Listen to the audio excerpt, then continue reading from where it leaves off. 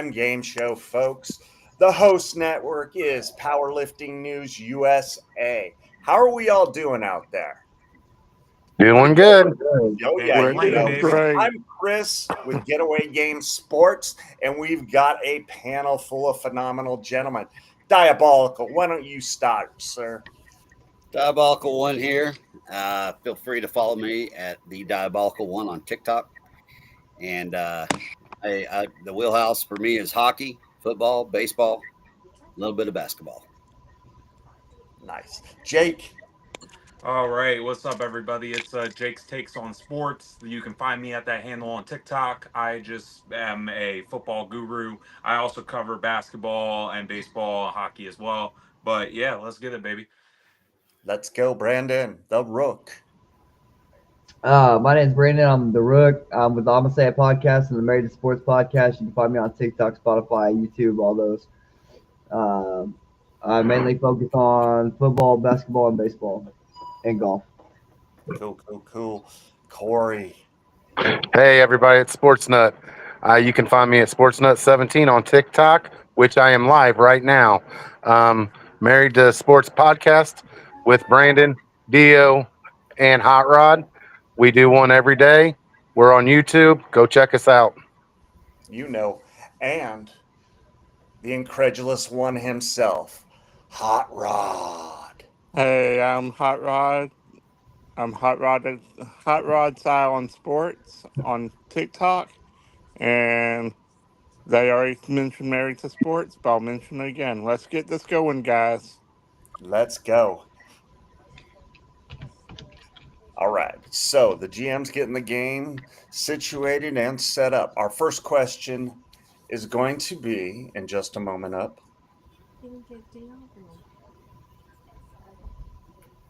All right, guys. So, as we know, last week, Mike Van Gundy got fired.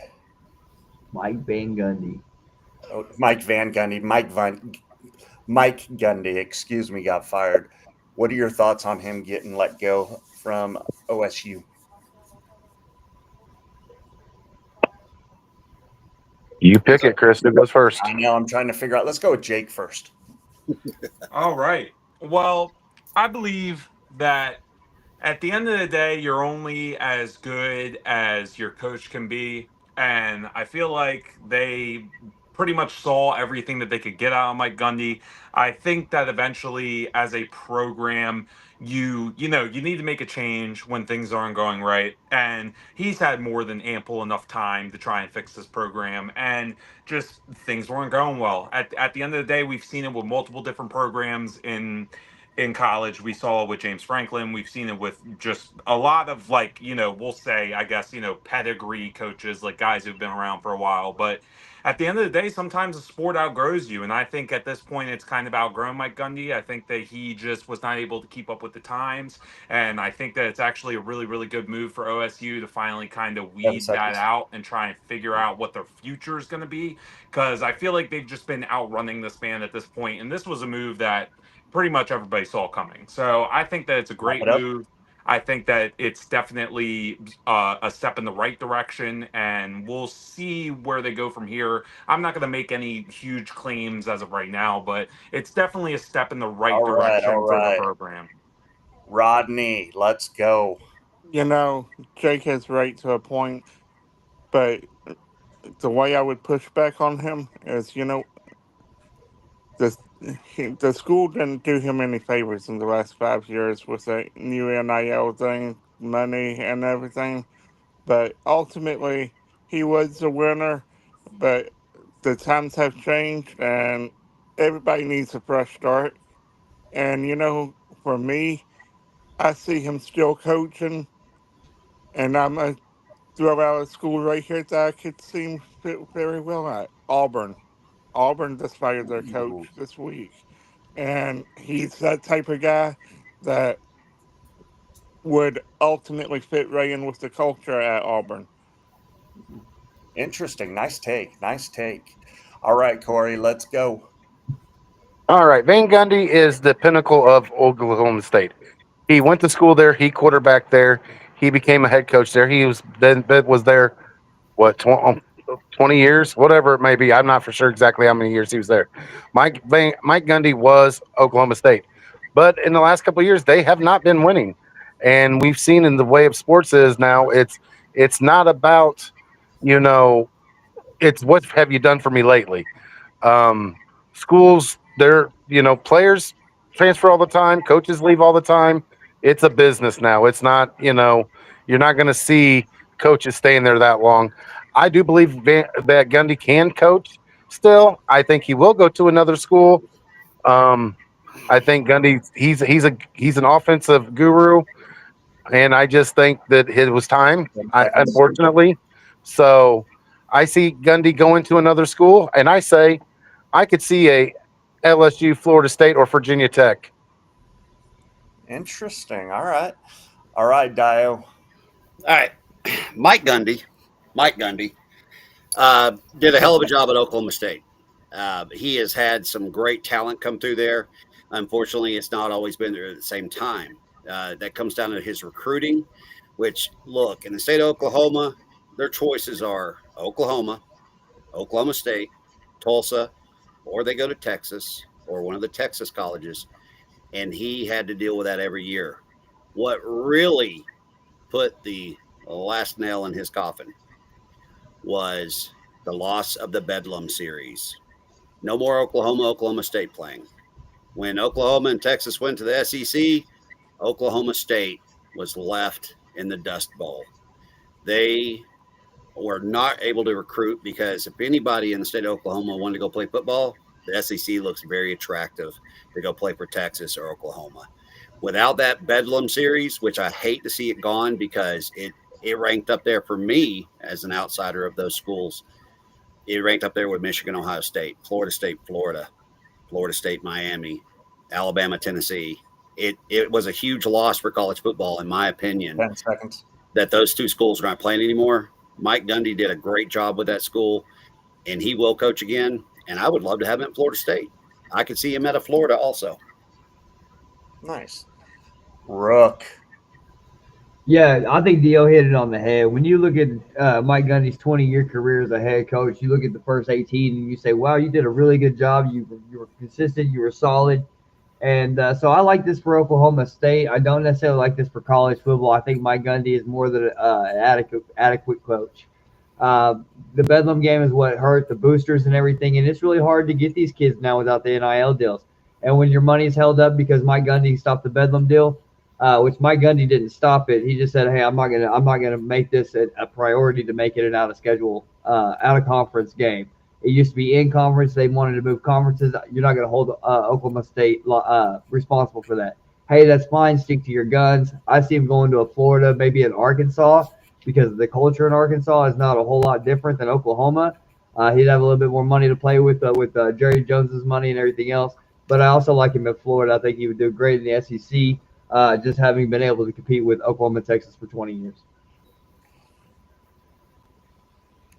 Way to make it tough on me, gentlemen. I like it. My quick take on this is Mike Gundy. It was definitely time for him to move on. I think he has surpassed OSU, going off the conferences and not moving on, so on and so forth. The SEC grabbing Oklahoma was a big thing, and I got to agree with the Bedlam. Bedlam's gone. That just does not do anything for Oklahoma State. Wonder if they'll ever bring it back. I don't know. Would be kind of cool if they did. Just saying that. But I've got to give this one to Rod. I really like Rod's take in regards to this. So, Rod, you get number 1 point, sir. Thank you. You're welcome. All right. So, first up for the next question will be Rod.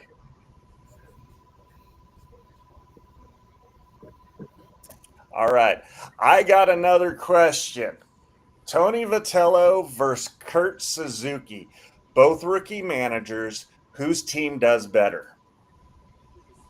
For me, I really am going to go with Tello here, because for what he did at Tennessee, he took that program and totally resurrected it, and he's got the fiery personality that really translates well to the majors because he's not going to have his guys back.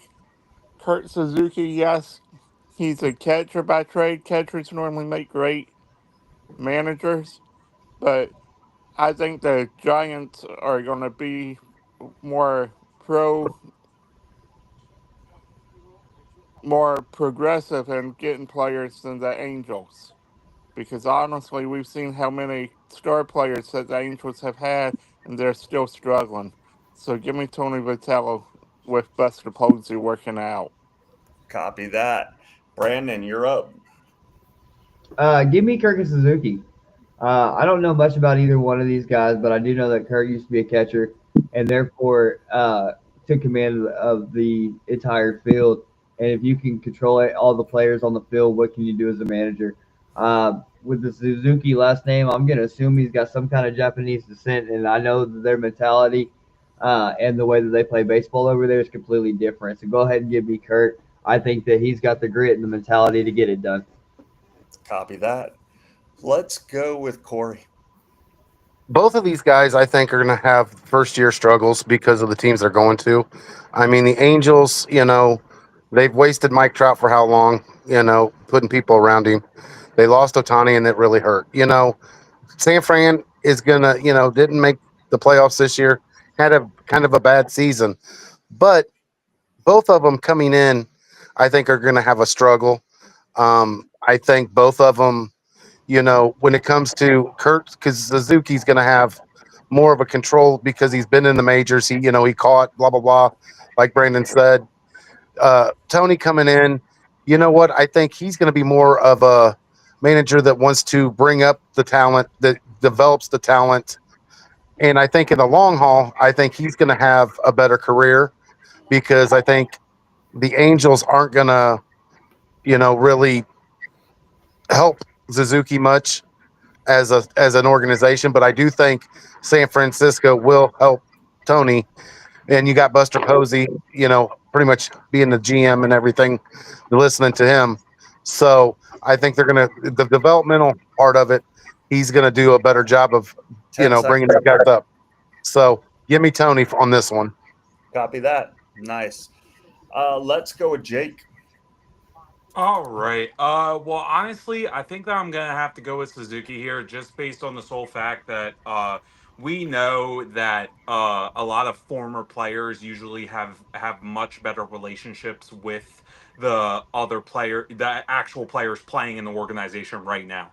And I think that the pro with Kurt walking in is that he's gonna understand contracts a little bit better. He's gonna understand, the ins and outs when it comes to the franchise because he's played the game. So I think obviously Tony's not going to be done any favors when it comes to because San Fran, the most that they've ever had was like Aaron Judge a few years ago, and they couldn't really pull that off. And I know the Angels have lost a lot of talent as far as Otani and others, but I feel like Kurt's going to be able to convince a lot of different guys because he knows how to talk that lingo. He knows how to talk to these guys because he's been there before. So give me Kurt as more of a player friendly type of guy.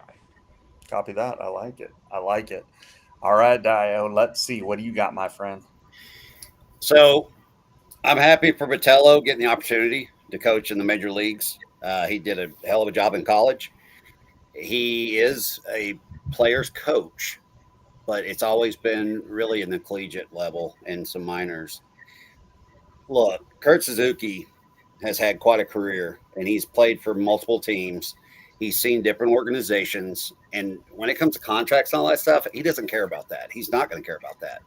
And I can tell you the condition of both of those organizations right now with the teams, they're very similar. The Giants have some good talent, and so do the Angels. I watched a lot of the West Coast games, the Angels and Athletics, the Seattle series with the Angels. It was some good baseball. There's potential for both. However, Vitello is going to be drinking from a fire hose, learning all this new information and the level of play in the majors. I think he's going to struggle his first year. I think he's going to be successful. But I believe Kurt Suzuki has got his finger on the pulse. He has the baseball knowledge. He knows how players react. He is, a catcher is a great person to settle pitchers and other players. And, that right there, him being a catcher is just immensely an advantage when it comes to now in a managerial role. He's going to be like the player whisperer. So 10 seconds. I got Suzuki having a better start with the Angels than I do Vitello with the Giants. Okay. So here's my quick take. You all know I'm a homer, right, Brandon? That's I'm a it. huge Giants fan, but there's a take that nobody talked about yet. You ready? Suzuki's contract is tied to the GM's contract. Okay. Does everybody understand that? And the GM for the Angels is who? Nobody really knows. He is in his last year of his contract. So we could see, depending on how it goes, Suzuki could be one and done as a manager for the Angels. So I just want to throw that out there. Okay. Obviously, I'm going to take Vitello. He's going to have way more opportunity to pick what he needs, say what he needs, and say how he needs. I think Suzuki is already under the thumb of what's going on with the GM, and I don't think he's going to get a fair chance. So, with that being said, I really like the Suzuki take that Jake had because I do like Kurt Suzuki. I think he was a great catcher, played for 9 MLB teams, if I remember correctly, and did very well with all of them. So I'm going to go with Jake's take, guys. Thank you, sir. You are welcome. All right. So for all you out there, Powerlifting News USA is our broadcasting host in regards to this, the GM Game Show, and we're having a phenomenal time. We've got everybody that has fun on TikTok and on YouTube are together. We're on the Getaway Game Sports Podcast. We're on the Married to Sports podcast. Geez, I can't talk. Jake's take on sports is phenomenal. Diabolical one, let me tell you, folks, he truly is diabolical. And then we got the hot rod himself. Great take. NCAA sports, unbelievable. Everybody's got their little niche, and we all have fun. All right, here we go. Michael Penix. Okay. That's Bijan. Dijon. Oh, John, my bad. My bad. I apologize. I couldn't see the number. I'm kind of blind. Why don't you ever Rob disrespect one of my Robinson. Texas boys ever again? Oh, yeah. Bijan Robinson. Case for MVP. MVP. Gold or trash, folks? Gold or trash? What is it? Brandon, let's go. He's your Texas boy. Let's see what you got. All right, so when we look at MVP, I think we actually look at what the MVP actually means, which is most valuable player. And when you look at the dumpster fire, which is the Falcons football team right now, you know they're missing it on special teams, they're missing it on defense. They do have some nice pieces. They have a coach who I really do believe in, but he's not showing me that he can do a whole lot. I do not believe that the Falcons would be in the situation they are currently in if Bijan was not getting 200 yards per scrimmage. So when you look at the Falcons overall and you look at him, you have to say, hey, yes, he is the MVP. Not only that, he is arguably it is arguably between him and Jonathan Taylor right now on who the number one back is. And Bijan's making a strong case. So I think the MVP case is absolute gold. I think it's something worth talking about. I think he's worth mentioning. Now, is he the MVP? Unfortunately, we've seen it go to quarterbacks too many times. But he is absolutely making a case. And if you say MVP is most valuable player, he is definitely the most valuable player on the Falcons franchise. Cool. Good take. Dio, let's go. I mean, Brandon pretty much just took my take there because he's right. The kid is gold. I can't really knock him for anything for the fact that he's the best thing on that team right now. Carrying the load, and it's a big load in Atlanta to swallow. It's a joke down there, and this kid needs to be on another team yesterday. Another thing about Bijan Robinson, he's trying to get in acting. So you got this guy that's wanting to do something also as well as playing NFL football, and he's still busting ass out there. He's a beast. And he's on a crap team that's never going to put the right pieces around them. They don't have a quarterback in that stable that's going to get them anywhere. And this guy is just going to cook in Atlanta for nothing. They're not going to be in the playoffs. I don't see them anywhere near the playoffs in the next 2 years unless they draft some superstars somehow. But the thing about it is, 10 seconds. send this kid West Coast. He wants to be an actor. He can retire after he plays for the Rams, Niners, Seahawks, you name it. And, he can get where he wants to go. But the MVP, he is gold, but he's not going to be the MVP because his team's not going to be in the playoffs. And I always look at the MVP who got their team to the playoffs and is cooking in the playoffs. That's all I got. Gold Io, thank you. Great take. Great take. Hot Rod, let's go, baby.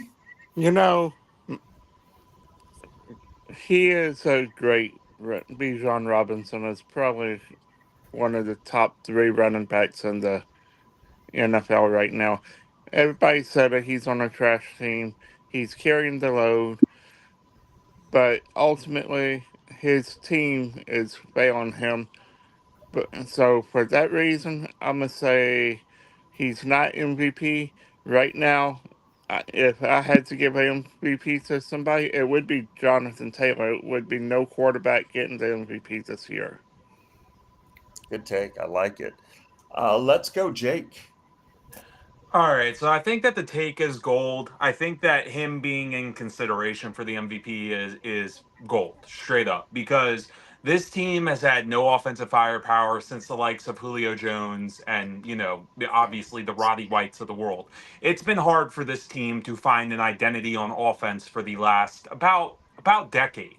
So, honestly, ever since that Super Bowl loss against the New England Patriots in 2016, this team has been looking for a face of the franchise. And I think that Bijan Robinson fills that spot better than pretty much anybody they could have drafted in that draft class.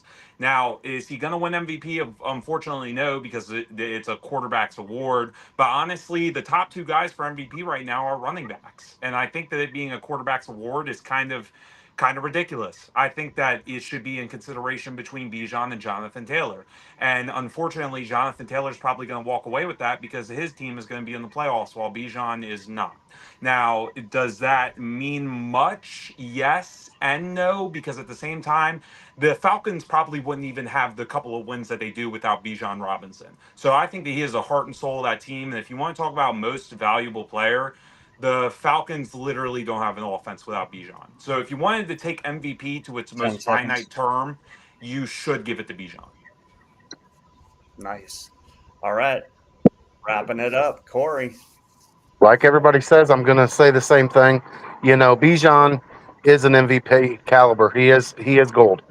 Unfortunately, he does play on the Falcons. They do have some good pieces. They've got a coach. They've got, they're starting to get there. But how long is it going to take? And we've seen that most times MVPs don't come from a team that has a losing record. We've never seen it. And also, it's usually a quarterback. This year and the last couple of years since he's come in, he is one of the top 5 running backs in the NFL. He could make a case for number 1, especially this year. He is that offense. That offense doesn't go if he doesn't go. And we've seen it. If somebody's held him in check, that offense doesn't succeed. So, should he be in consideration for MVP? Yes, he should. But because he plays on a losing team, he's not going to get the consideration he deserves, unfortunately. So, I would go MVP gold based on his talent and what his production, but he won't get it because of the team success, and that's not right. So, like I said, I put him in there in the MVP race. I think him and Jonathan Taylor are the 2 top, but I think somebody like Drake May is going to be. I think somebody like Drake May is going to be the one that ends up getting the MVP. So that's my take. All right.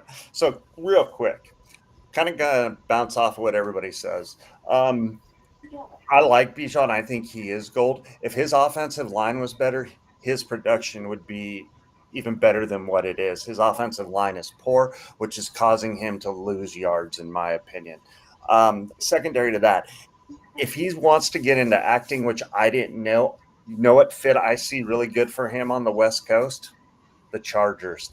I think if that happens, he's in his 4th year with the Falcons right now on the 5-year first round something or other pick, and he's got one more year, or do you think they'll trade? 5th year option. Thank you. So he's got one or two. He's Okay. got fifth year option. Okay. Cool. Thank you. I thought he came out in 22 draft. So was it 22? I thought it was 21. Okay. So we'll figure that out. It when we might have been. take- I might be wrong. I might be Okay. wrong. I might be wrong. So this is what I got. I got to split this between two gentlemen here, and Dio and Brandon. I got to split it between you guys because you guys did a hell of a job presenting. So you guys are each going to get a half point. Before we move on from this, real quick. Yeah. I appreciate nobody beat up my Texas guy, but since nobody did it and for entertainment purposes, can I take the reverse side of this real quick? Sure, go for it. So, if you actually look at the Bijan Robinson as a whole, he's had some drops and some big moments, and he had some fumbles that actually cost him a couple games. Now, if you want to put somebody in the MVP conversation that's a non-quarterback, I think you have to look at Christian McCaffrey and all the injuries that they've overcome. I think when you overcome those injuries and you catch the ball out of the backfield and you get 200 yards from scrimmage and you don't turn the ball over, I think that's more valuable than a back who turns the ball over and whose game didn't translate as fast in the NFL like somebody like Jonathan Taylor or Christian McCaffrey, even though he's been injured. Good call. Wow. Man, may have to give you another half point just because. Huh. That's where I was thinking on that one. I was like, Yeah. oh boy. I think I'm gonna. I like it.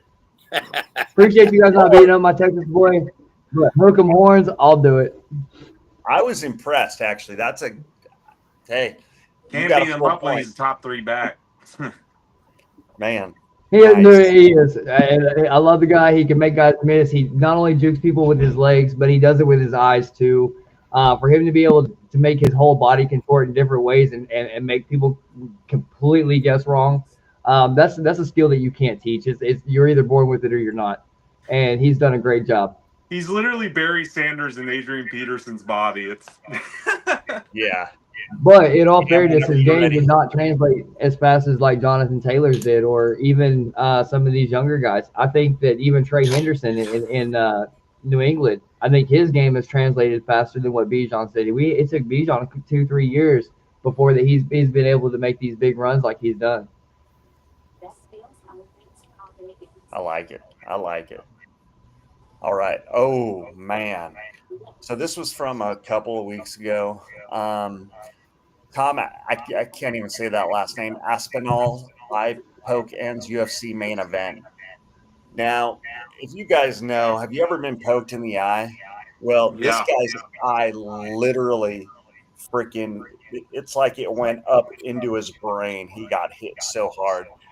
And the game ended up, or not the game, the fight ended up getting DQ'd basically.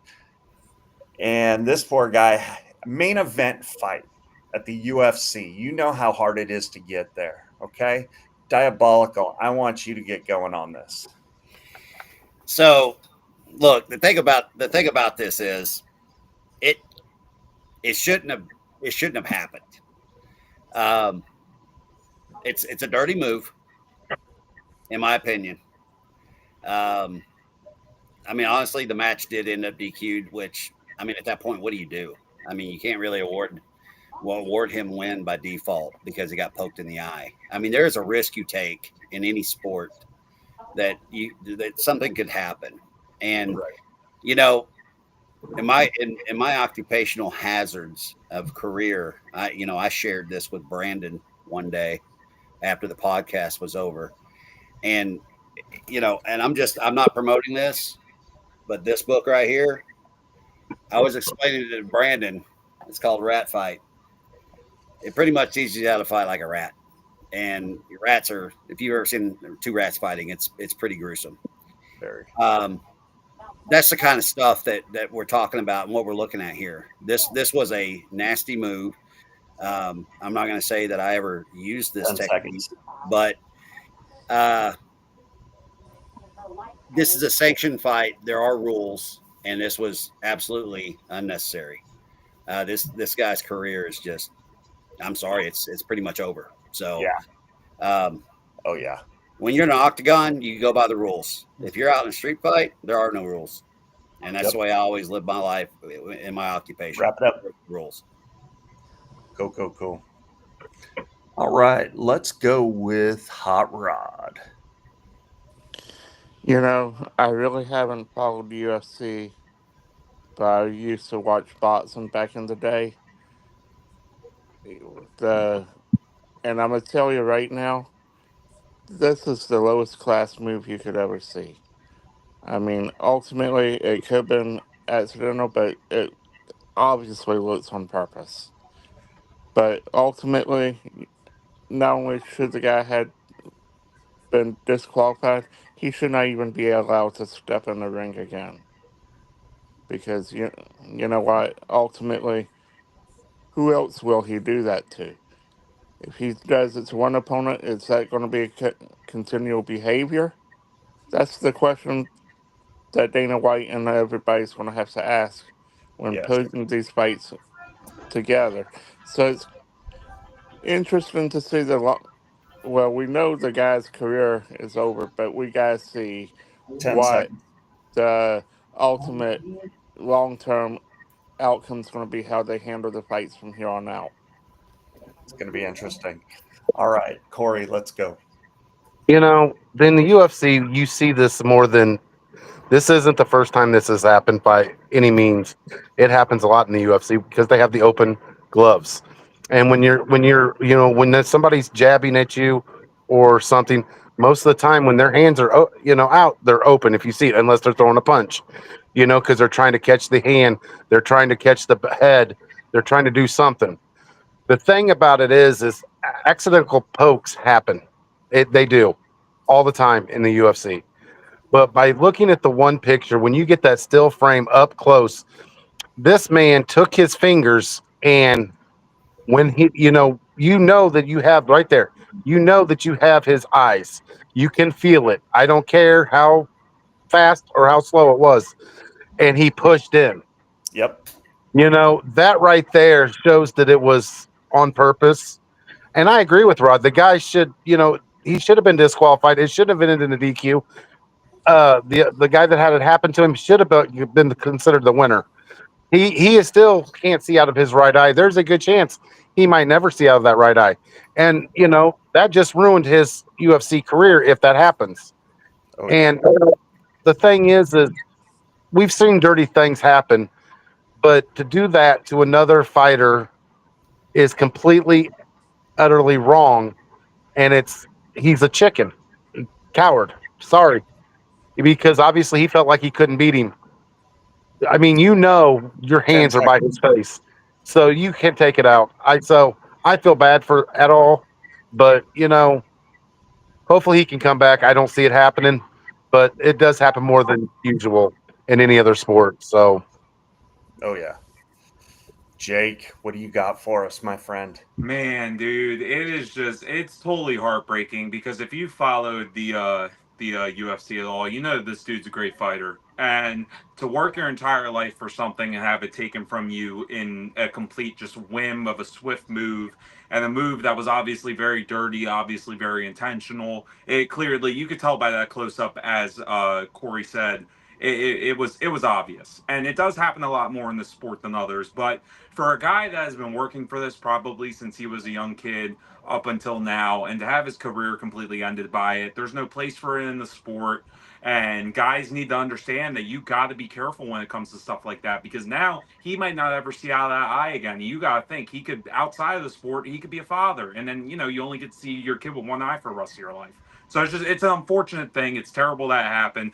And that guy obviously should have been DQ'd. And on top of it, I agree with Rodney. Dude shouldn't fight again because that was clearly intentional. It was honestly a very soft move, and I feel really bad for the brother. He might not ever fight again, and he worked his entire life for this. To work your entire life for something and have it end like that over something so dirty is it's very unfortunate for the sport and for himself. Exactly. I agree. Brandon, you back, my friend? Yeah, sorry about that. Oh, no Uh, worries. You're up. yeah, so this is absolutely a travesty for the sport. The sport itself is having a hard time getting off the ground, and this is another really bad look for UFC. And unfortunately, I know what it takes to get from the training facility to the octagon, And there's a whole lot of belts and a whole lot of steps before you even really get to spar, let alone go to be a professional fighter. So this guy has had all the training and all the skills in the world to actually compete and compete at the right level.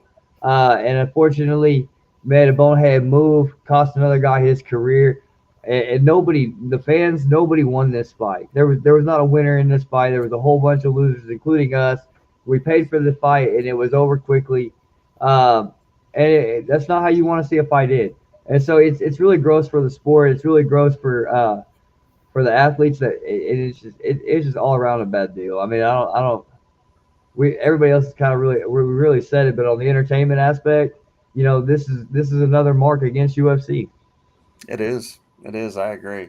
So this reminded me of Rich Franklin. I don't know if you guys remember Rich Franklin at all. Fighter out of Cincinnati. Yep. He took down Frank Shamrock, or not Frank, Shamrock. I can't Ken. remember. Ken. Ken, thank you. I could not spit that out. And that was the first time I really got to see him. But he took a shot to the eye in a bout, and the finger literally went this far into his eye. Now, what people don't understand is this injury right here, if it doesn't even do, let's say, damage, okay, what it does is infection. And what people don't realize is the infection that happens afterwards lasts for 3 to 4 weeks, if not longer. This is going to be worse. I think you're going to see some retina tears. I think he may not be able to see again out of that right eye, is my understanding. Who knows? But this was dirty as all can be. And I got to give it to our boxing guy for this one. Corey, you get a point, my friend. Thank you. Okay, point's been delivered, and now I got a second point to that. And Corey, do not take this as a personal attack. Yes, cowardly in the octagon. Cowardly. Yes. Real life? Hell no. Nope. Anything goes. It's not cowardly if whatever I do to another human being if I'm in a life situation. Yes, Secondly, I agree. Secondly, this is the UFC. There are no participation trophies in the UFC. So there should not have been a winner to this match. DQ happened. Match did not happen. Period. Yep. I'm sorry. I'm not giving a participation trophy to the guy who got his eye poked. It sucks. Nope. But it's a fucking UFC. Pardon my language. Well, the the thing about it is I agree with you, Dio, but, in the UFC, the thing is that they train enough, and outside of the UFC, anything goes. Anything goes. Absolutely. Inside, these guys train enough that they know but everybody comes with their hands out. Yeah. You see it every day. I mean, it can happen. It honestly can happen. I'm just saying the way he did it, you can see it was intentional. Oh, no. I'm not disagreeing with any of that, Corey. I'm just saying, there's a couple of comments that I was sitting there going, At what point does the UFC change the gloves? So they're not. It'll never happen because of the grappling aspect and everything Yep. else. They got to have use of their hands. Yes. I mean, Eric, whenever you're ready. but that's the risk they signed up for. Yep. Those matches. I'm sorry. Exactly. I'm sure they both got paid, but the fans were deprived. They were neglected a great fight. I agree. Now, my understanding on that also is I think that 20% of the purse was given to Aspinall. Excuse me. God, I cannot say that. I think he got 20% of the other guy's purse or something like that. I can't remember. Yeah. He did get fined. He did get fined. Okay. Yeah. I mean, it sucks. I do the best I can and let the chips fall where they may. You know that about me by now, quick. All right, folks. So we straight up all know what happened a week and a half or so ago with the NBA and the FBI NBA raid. We know that this is going to be a lot worse. What's your all's take on what's going on and how it's going? Let's start with Brandon. Obviously when you have a Fed case, they've been looking at you for a while. So when they get you, they typically got you. So there was a lot of names that came out. I think there's going to be some more names that came out. I'm not surprised. Whenever you're dealing with money and stuff, people's livelihoods, there's greed, there's all kinds of stuff involved. And so Ruth. Chauncey Billups is a great athlete, great player, pretty good coach. It was surprising to hear his name and Terry Rozier be thrown in the mix, but at the same time, we don't. I don't look at what people do off the court or off the football field or baseball field, whatever sport they're playing. I don't look at them outside of that. Clearly, probably should have taken a closer look at what they were doing.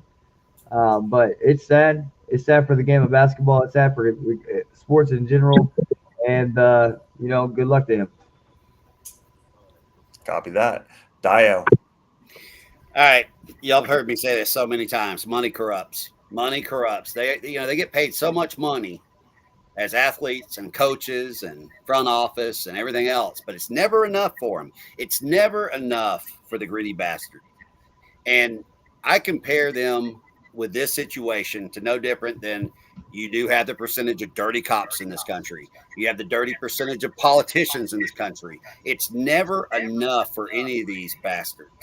And to me, who quit watching the NBA regularly in 1997 because of a team name change, going back and watching this now, there's been times I thought some certain series really, 10 seconds. did not, like the game didn't look on the up and up. And, it's across the board. You pick an occupation, it's there. The feds looked into it, and I think this might even go as far as certain politicians involved. So it stinks. This is the tip of the iceberg. Wrap it up. Here we go. All right. Corey. When I sit here and look at this, both of them, it just appalls me.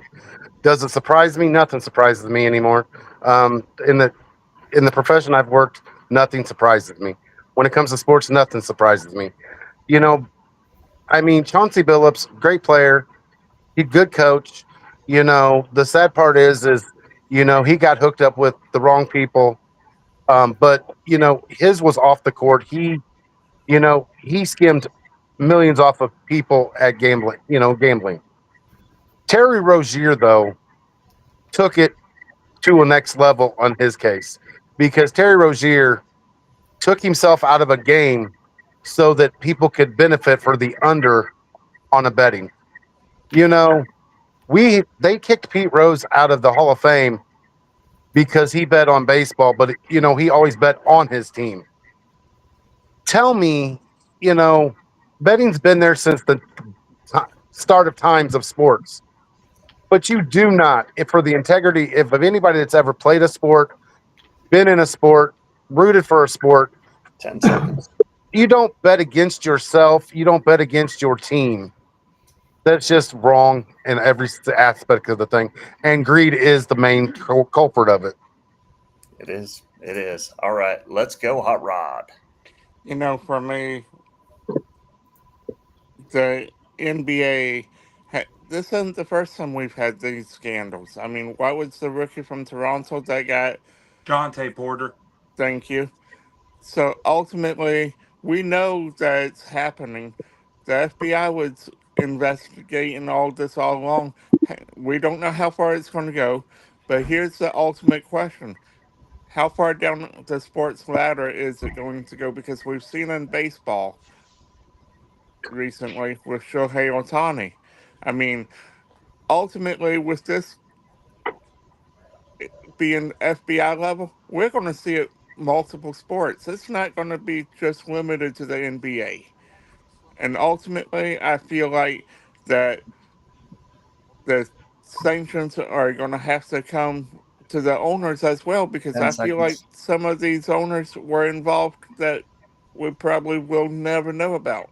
Adam Silver has to really be held accountable All in a right. lot of ways. Good take, Rod. I like that take. All right, Big Jake. What do you got? Okay, so Adam Silver knew about this. Reports came out that Adam Silver already had knowledge about this going on. So it starts at the top. It starts at the top of the league, and also on top of it, nobody's mentioned this yet. The hypocrisy to be able to play betting ads in between your talk shows talking about the scandal. And then when we go to Chauncey Billups, Tiago Splitter is 4-1 as the Trailblazers head coach with the same roster. Obviously, he's cooked. And then Terry Rozier took himself out of the game. Terry Rozier bet against himself. You know the integrity that you have to lose to do something like that? So literally, Adam Silver knew about this. So Adam Silver's already being questioned by the FBI, and that's going to come later on. But I just can't understand the hypocrisy of ESPN and all these other shows talking about the scandal while having ESPN bet at the bottom of the screen. It has completely ruined my integrity in basketball, and I'm never going to watch it the same until they get rid of Adam Silver. The fact that Adam Silver knew about this and did nothing to stop it, it all starts at the top. Adam Silver should lose his job. Chauncey Billups definitely is 10 gone seconds. after Tiago Splitter's gone 4-1 with the same roster. And then Terry Rozier should never play basketball again. This is going to be top to bottom, and everyone's cooked. It's ridiculous, and the hypocrisy is on another level. Having ESPN bet while you're talking about the scandal, get out of here, dude. There we go. Okay, so my take real quick on this. The NBA is either the first or the second most corrupt sports agency in the world. Let's just start there. I've been saying that since God 1990 whatever, 100 years ago as we know. This does not surprise me that Adam Silver may even be somewhat hooked up with all the, let's just say, other factors of this. That's what going on. It would not surprise me at all. And that's why he's kept his mouth shut for so long about what's going on. Now, in regards to the actual card games that were going on, we have all at card games. We have all played that card game. Some of us have been to some crazy card games. Now, as far as the skimming off the top, I've never been that high into that type of stuff. And to see that actually happening and going on, that's the hard part for me. Now, the best argument had to be Jake. Jake, I got to give you the point. And Dio, by the way, I did give you another half point, so you do have a full point now. Jake, great job on that. So here we go. Thank Just you. real quick to round it up, I've got Jake with 2 points, Brandon with 1. I've got Corey with 1, Dio with 1, and Rod with 1 right now. So I'm not sure how many more questions we have, but we'll find out shortly. I will say Jake knocks it out of the park. I Yeah. mean, he nailed it. Dude, real quick before we move on, thank you, Dio. Because how do you show betting ads at the bottom of the Yeah. screen when you're talking about the scandal? That is just hypocrisy at its finest. And as a fan of the NBA, because you guys know I'm a big NFL fan, but I love the NBA as well. To have my product completely be tarnished to where I can't trust the league anymore is heartbreaking. Yep. Time to divorce your lady, right? Yeah. True. That's funny. All right, here we go. Brady or Manning? Who was the better passer? Here we go. I'm going to start with you, Jake. All right. So honestly, I think that you have to look at numbers and you have to look at these records and you have to look at the different ways that these two navigated the league, right? So Peyton Manning, we got multiple time MVP. We got a guy who was the quarterback of the best offense of all time, 2013 Denver Broncos. But we also have Tom Brady, who had 3 separate Hall of Fame careers and was one of the best passers that we've ever seen. But honestly, I got to give it to the guy that's had more MVPs. I got to give it to the guy who was on the best offense of all time. And I have to give it to the guy who didn't come back out of retirement to beat Drew Brees' records, all because Drew Brees got the #1 spot.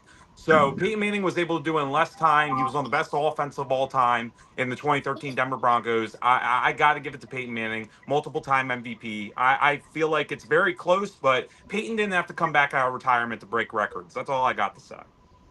Fair enough. All right, here we go. Hot Rod, let's go, baby. You know, Peyton Manning for me was just so much fun to watch.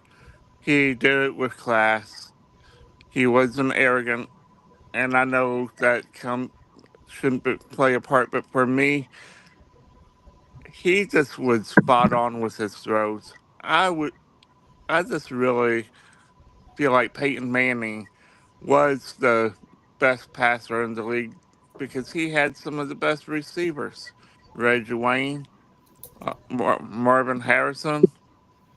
I'm trying to think of that. Stokely. He had these guys that made him look good. All right. Brandon, what you got? So I understand all the Super Bowls and everything that Tom Brady has, but when you put the film on, Peyton Manning just makes it look better. He was surgical. He was able to put the ball in places that only his receiver, and not that Tom Brady couldn't because he could, but like surgically accurate. And yeah, he had Marvin Harrison and Reggie Wayne, and he had uh, the late great DT, but he still like the accuracy, the poise, what it looked like on film, it looked special. It looked different. It looked different coming out of his hand. There's a reason he had 4 MVPs, and so I would if I had to take a quarterback, I'm gonna take Peyton Manning for one game. Copy that. All right. Corey. You know, I was going to take Peyton Manning, but everybody else has already done it. Peyton Manning was a great quarterback. Peyton Manning had the great accuracy. Peyton Manning had a great college career, great pro career. Don't get me wrong. But Peyton Manning also had elite receivers. Elite. No matter what. When he was at Denver, elite. Indy, elite. The one thing that we talk about Tom Brady, I know Tom Brady's won all the MVPs, Super Bowls, blah, blah, blah. Peyton Manning has more MVPs. But Tom Brady did it with lesser talent in my eyes. You know, I mean Matthew Slater, just one of the names. Yes, he did have Gronk. I will give him that. But Tom Brady threw a special ball. You didn't expect it when he came out of college. We weren't expecting Tom Brady to be Tom Brady when he came to New England. We expected Peyton Manning to be who he was. We heard from his freshman year in college. From then, we knew what kind of passer he was.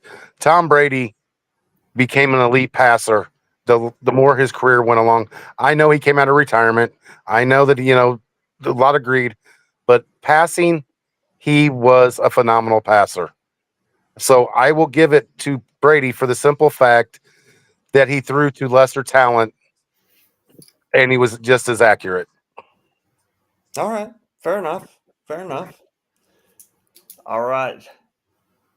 You know who that leaves? The infamous one himself, Dio. Let's go. So, all words aside, there's more hate for Tom Brady. Sorry about that. More hate for Tom Brady. Even today, people still hate on Tom Brady, and they never whine about Peyton Manning. And if we're looking at a passing contest here, okay, put them back in the Pro Bowl competitions and figure it out. I mean, come on. Overall, Tom Brady, 10 Super Bowl appearances. 2 different teams, 7 Super Bowl championships. I mean, it's ridiculous. Manning had the better receivers throughout his career. Now, granted, they didn't have the best defense, though, and that's where the Patriots had the advantage. But head to head, Peyton Manning is calling Brady his daddy. Brady always schooled him. So if you're looking at popularity contests and who has a prettier throw, go have that at the Pro Bowl competitions. They still do them. But at the end of the day, I'm taking Tom Brady over Peyton Manning. Peyton Manning could not win a national championship with Tennessee. The very next year after he went to the draft, T. Martin goes and wins the national championship with Tennessee. Peyton Manning couldn't do it.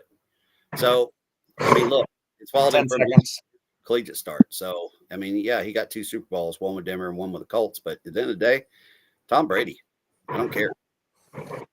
So, Dio, you have my argument perfect because that was the argument I was going to say, how Peyton Manning couldn't beat Florida. T. Martin's there for 1 year. He ends up winning a national championship. Brady beat Manning in the AFC championship game. What was it? 4 out of 6 times or something like that. I can't remember the Probably. exact amount, but I mean, I got to go with my Bay Area boy, Tom Brady. He grew up about 5 minutes from where I grew up. And yes, I am being a homer, Brandon. Anyway, I got to give my argument to, ooh, God, this is a tough one because everybody had a good argument. And I'm going to split this one up again. I'm going to go with the two Bradys, Corey and Dio. Okay. Well, I just want you to know, just so you know, Peyton Manning won 3 games over Tom Brady, and Tom Brady won 2 games over Peyton Manning in the playoffs. Okay. Well, I was off. Nah. Well, I just want you to know. I'm throwing the challenge you. flag there, Tatum. Also, another challenge flag. At least Peyton Manning started all his years in college. True. I'll give I you was that. at the game that T. Martin beat my Seminoles. So, you know. Man, put the film on. What's the odds tell you? Oh, man, that's awesome. All right, guys. So this is a fun question. You got old school baseball versus new school baseball. Now, here is the question. Is today's baseball worse? And when players are a little bit above average, it makes them look better? Or was old school baseball just that darn good that they were just that darn good? Which one you got? Old school or new school? Brandon. So I'm gonna go with old school. Man, even before me giving it to my forefathers, but the guys around my time, we were just built different, man. We were him. We were like that, and Fergie Jenkins and Warren Spahn and all these guys, Nolan Ryan, they all pitched full games.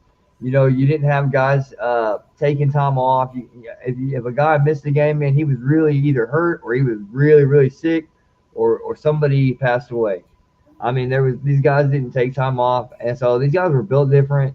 Um, I think that the money wasn't quite given to them as much. They actually had to go out there and earn it. I think that they paved the way for this new school baseball, and because of the way that they paid, these guys have not treated it as kindly as the older guys that came before them.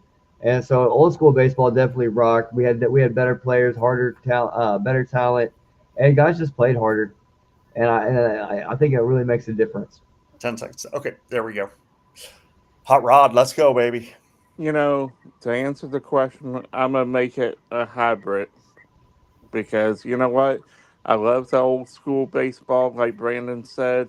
The pitchers pitched at least 7 innings, but where I want the game to go is I'm glad that we got DH into both leagues because it makes up even playing field.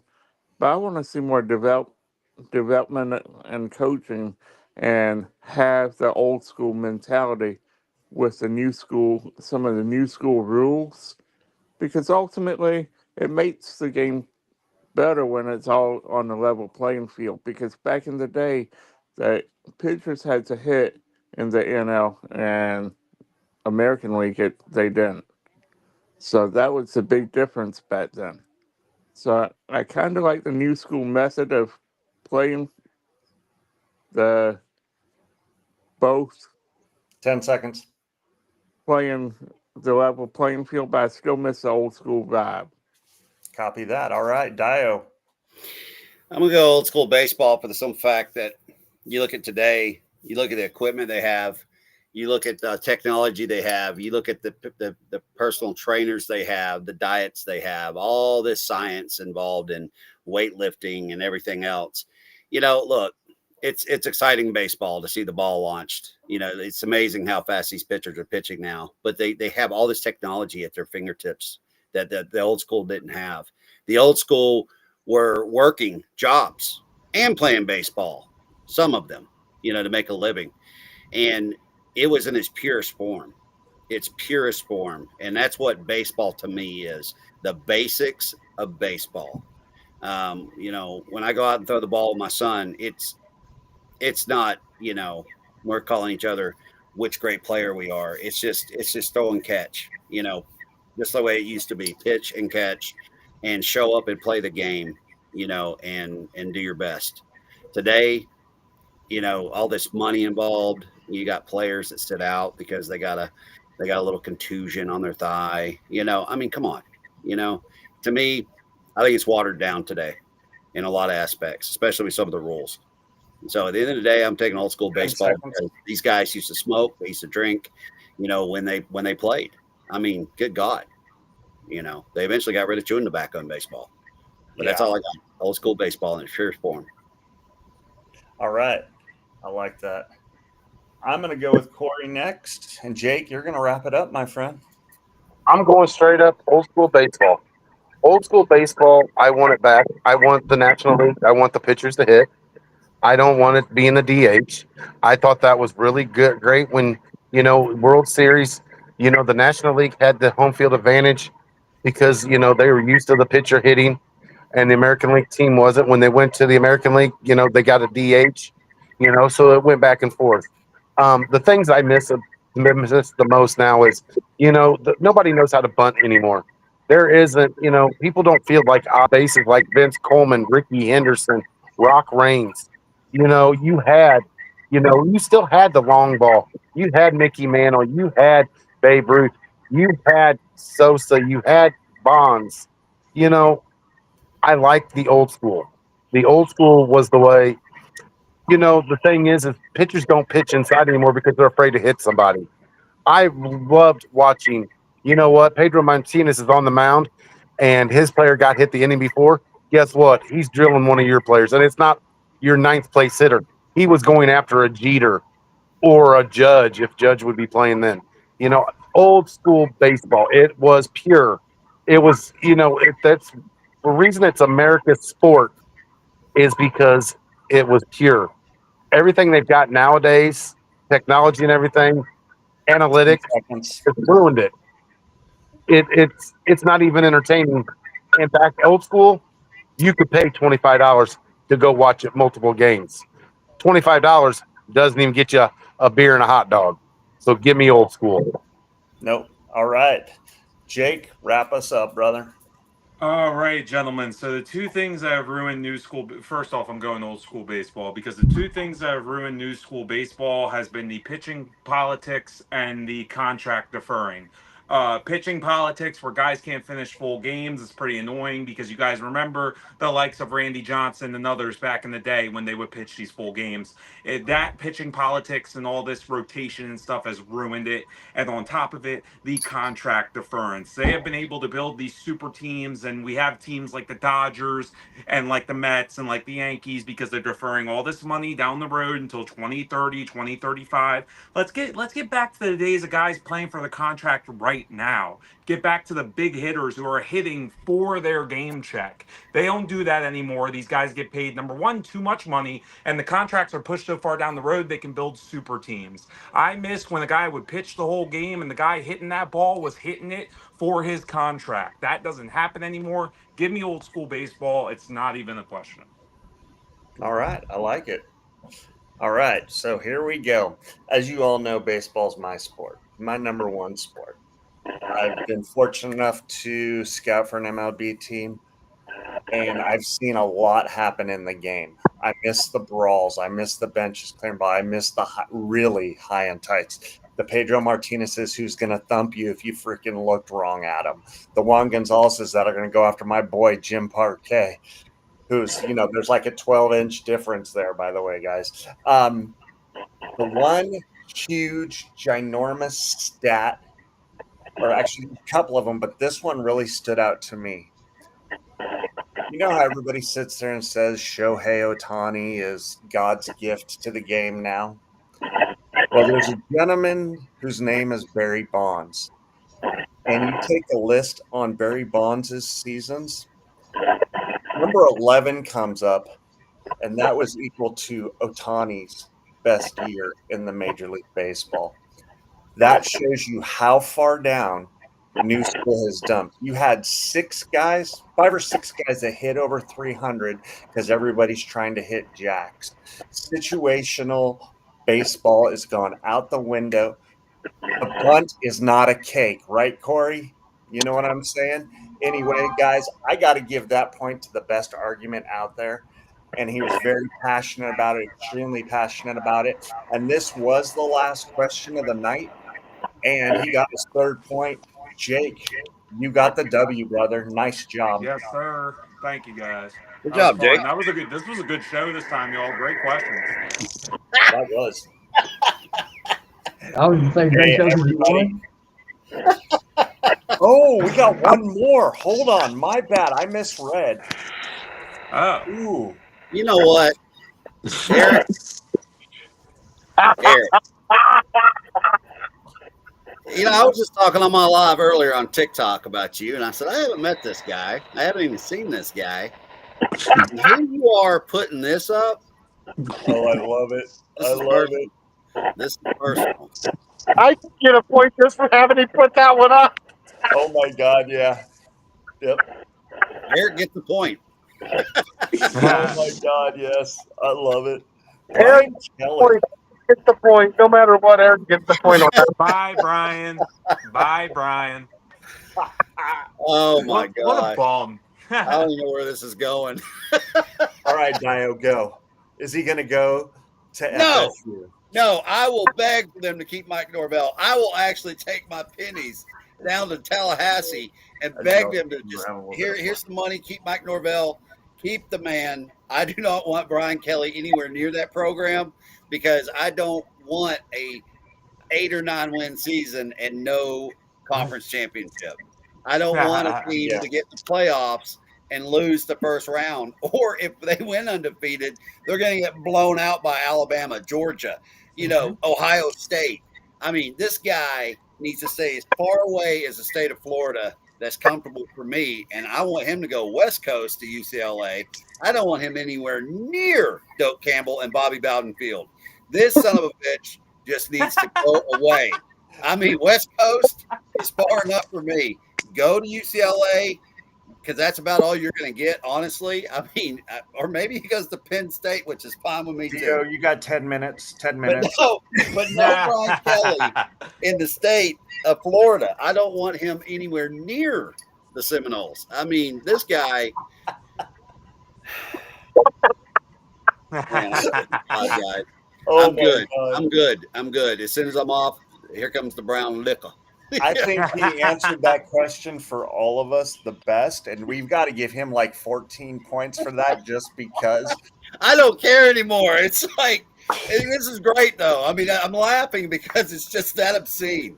The picture of him standing there. Wait, now, did I still win, or is Dio? Yeah. How's No, that? Oh no, you got the W. Jake, You you got won. the Cool, W. But cool, listen, cool. I love the fact that the 2 opening games of his season, his first season at LSU, my Seminoles beat him, and the very next year, my Seminoles beat him. I mean, I'll take those back-to-back dubs over Brian Kelly, and that should be Yo, enough. somebody clip this, please. That Somebody. should be enough for anybody at Tallahassee, at University of Florida State, to sit there and go, we beat this guy twice in back-to-back openers, and now we're 2-10 last year, and we're 3, and who the hell Yo, knows where we're Dio, going? Brian Kelly or Four James something this Franklin? year. And Who we would you still rather beat Brian have? Kelly twice. I mean, come on. We don't want this guy. We don't want him. No. Hey, Deal, you're welcome. Oh my God. That was Good awesome. job. That was awesome, Eric. But I don't ever want to see that picture again. Anytime Dio I'm makes gonna anybody close my upset from now laptop, on, I just swear. send him the Oh picture. man. Oh, Well, everybody. that was worth staying up after midnight for that shit. That was good. That was real good. Man. Oh man, everybody, I just want to say thank you guys for joining us tonight. As you can see, we had a little bit of fun. Well, actually, a lot of fun. Our sponsors are Brandon. Go ahead and start. Heaven Sent Hellbait Gear, hshbgear.com. Enter promo code MARRIED and you can get 15% off. Oh, Nice. Rod. Styles Apparel, www.stylesapparel, that's styles with a Z.com, where we keep you in style. Nice. And Dio, you got anything? yeah. I'm collecting a drinking fund. So if y'all want to contribute, my Florida State season and start a fund to keep Brian Kelly out of there. I'd appreciate it. Nice, The Florida Corey. State Floodwater Foundation. Hey, I'm right there with you, Dio, I with my I would Clemson like Tigers this year. Oh God, if Dabo resigns or retires, and they took Brian Kelly at Clemson, Dio, shut up. I'm going to Illinois to party with Corey, and we're gonna just enjoy every minute of it because I guarantee you we'll probably get a W each season against him. Yep. Oh, man. Dio, shut up right now. You'll have, You a, know- you'll have a Miami Hurricane and a Florida State fan partying together. Yep. Oh, that's gonna be fun. You know. We'll get Dion and Michael together, and we'll have a party. I Yep. already, There you called go. my Nets head coach at Clemson. He said he's willing to take the job. Jimbo Fisher. No, that's your guy. He's coming back to Florida State. Oh God. Anyway, guys, hey, Paratravelers, that's PERATRAVELERS.net. I will get you anywhere you want to go around the world. The comic relief is going to continue and we're going to be great. All right, guys? Have a good night. Peace out, guys.